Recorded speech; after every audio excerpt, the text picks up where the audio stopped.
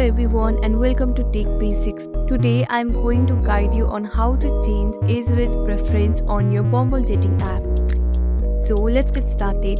First of all, locate your Bumble dating app on your device and tap to open it. After that, you will be directed to homepage of Bumble dating app. Now click on the icon on the top right corner of your screen. Here you can see age. My previous age range was 22 to 29. Now slide the cursor to change the age range. So my new age range preference is 19 to 23. After selecting your preference, click on apply. And that's it. Now you have successfully changed age range preference on your Bumble app. Thanks for watching.